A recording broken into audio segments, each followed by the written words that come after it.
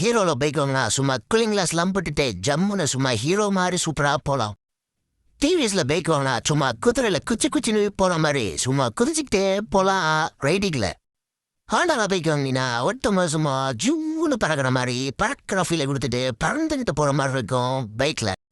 சும்மா புல்லட்ல போனா அப்படி இருக்குன்னு தெரியுமா? ராஜா பகதூர் யானையில உட்காந்து போற மாதிரி இருக்கா அப்படின்னு சொல்லிட்டு அவங்க ஃப்ரெண்ட் அவனா வந்து சொல்லுவான். அந்த மாதிரி அவனா சொன்னானா அவனை பிஞ்ச செருப்பை கட்டி செருப்பா அடிங்க.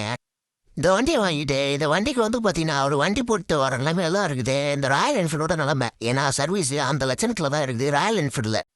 நம்ம ஒரு வண்டி வாங்கிவிட்டு அந்த வண்டி என்ன ஆகி போச்சுன்னா நடுவில் அப்பப்போ இந்த மாதிரின்றோம். அப்போ 2 பேரும் வச்சு தள்ளி 2000 3000 போட்டு ஸ்டார்ட் பண்ணுற மாதிரி இருக்கு. கேட்டால் வந்து பார்த்தீங்கன்னா கோல்டு ஸ்டார்ட், அதனால வந்து வண்டி ஸ்டார்ட் ஆகுதுன்னு சொல்கிறாங்க. காலையில் மட்டும் இல்லையா மொட்டையில் அடிக்கும் போது கூட இந்த மாதிரி வண்டி அப்பப்போ நடுறது அப்படியே வந்து வண்டி ஸ்டார்ட் ஆக மாட்டுது கிக்கரில். அதனால ஐயா தயவு செஞ்சு ஒரு 2 பேர் தள்ளிங்கயா, இந்த வண்டியை ஸ்டார்ட் பண்ண முடியல, தள்ள கூட முடியல, வெயிட் வேறு போன வெயிட் இருக்குது அப்படின்னு சொல்லி 2-3 பேரும் உள்ள உதவி கேட்டு இந்த வண்டியை தள்ளி ஸ்டார்ட் பண்ண வேண்டியதாக இருக்குது. ராயல் என்ஃபீல்டு சர்வீஸை கொஞ்சம் தயவு செஞ்சு இம்ப்ரூவைஸ் பண்ணுங்க. இல்லை நான் கஸ்டமர் வந்து பார்த்தீங்கன்னா ஏற்கனவே நீங்கள் கொடுக்குற மைலேஜ் 30-40 கொடுத்துட்டு இருக்கீங்க.